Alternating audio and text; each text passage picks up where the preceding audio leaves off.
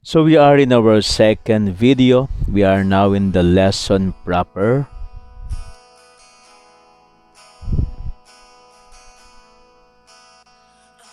So what is the root of human dignity? Masyadong madrama yung opening, no?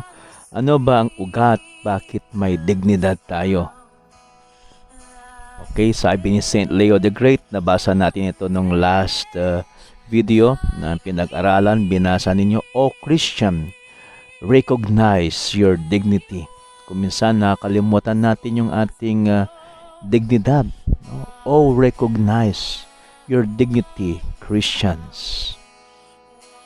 So what's your dignity?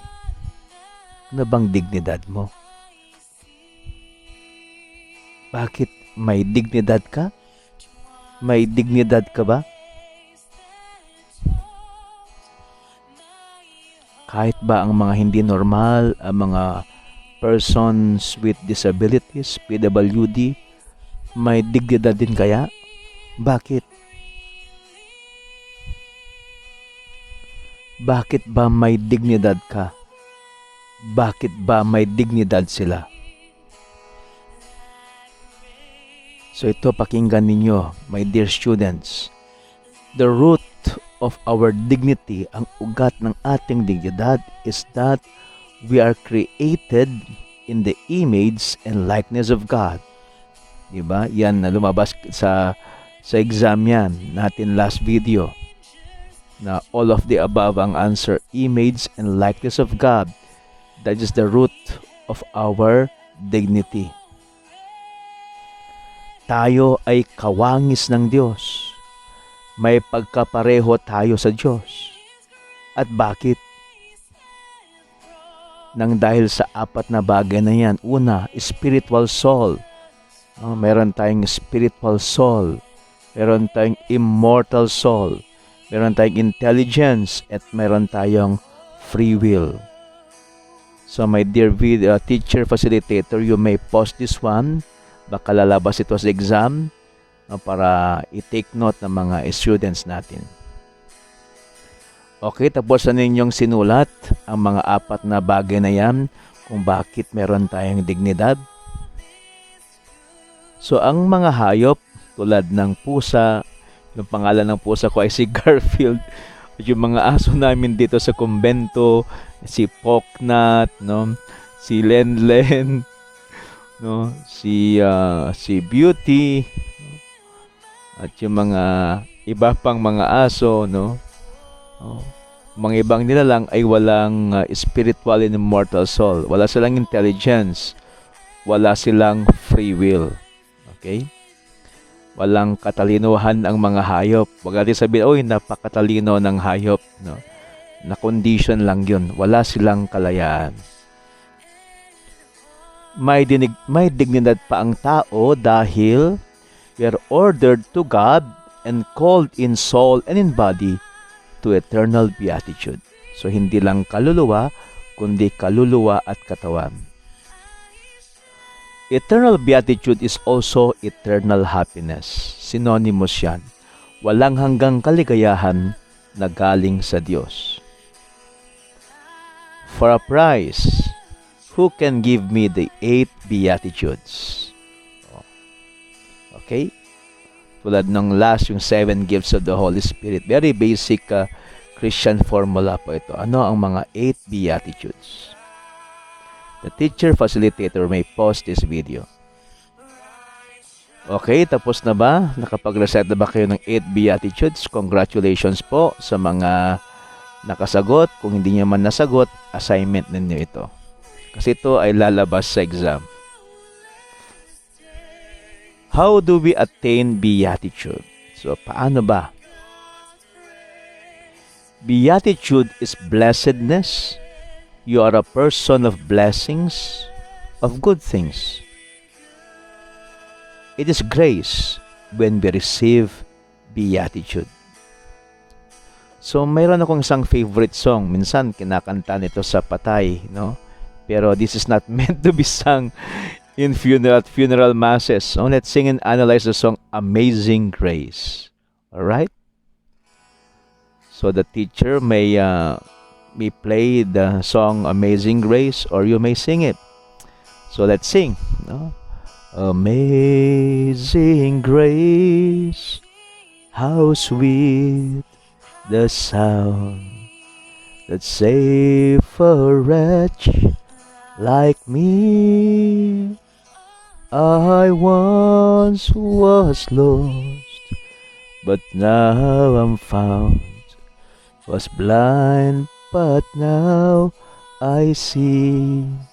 Kaya yung background song natin sa Amazing Grace dahil dito, no? It was grace that taught my heart to fear, and grace my first relieved. How precious did that grace appear the hour I first believed. So favorite to ng mga Protestants, pero inadapt na rin ng Catholic itong hymn na ito. So yung Amazing Grace, how sweet the sound na niligtas niya ang makasalanang ito.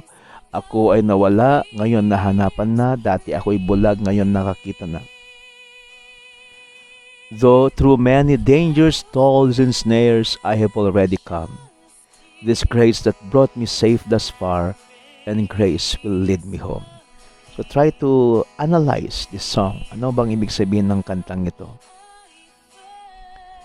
When we've been there 10,000 years, bright shining as the sun, we've no less days to sing God's praise than when we first began. And then we return to the first verse. Amazing grace, how sweet the sound that saved a wretch like me. I once was lost, but now I'm found. Was blind, but now I see. So that is the Beatitude. It's an amazing grace. Beatitude is to participate in the divine life, the life of God, the Father, the Son, and the Holy Spirit. The way that leads to eternal happiness is the Beatitudes. Yan ang tutulong sa atin sa langit, ang Beatitudes. So, analyze the 8 Beatitudes. Make a reflection paper. Okay? So, ito, pwede ang teacher facilitator na ibigay, enumerate ang 8 Beatitudes, make a reflection paper. So, bring out one whole sheet of paper and make a reflection paper on the 8 Beatitudes. So, the teacher facilitator, bahala na siya kung ilang minutes ang ibibigay niya para gagawa kayo ng reflection paper. So, let's pause this video for a while doing your reflection paper. Okay, tapos na yung reflection paper. So, let's also finish this video.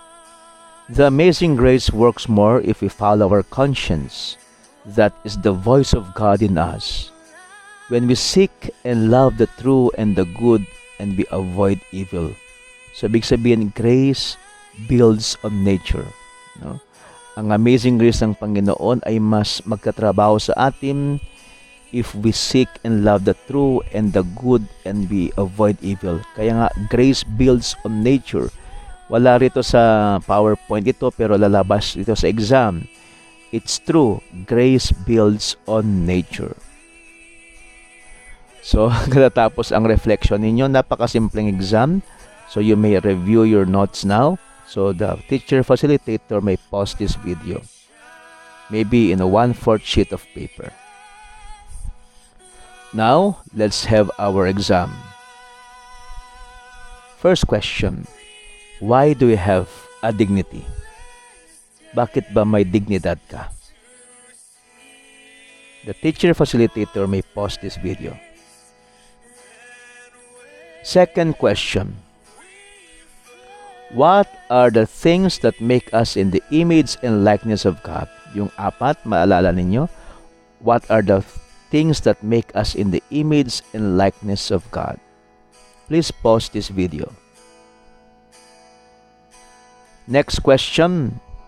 Give one thing that invalidates animals to be images and likenesses of God.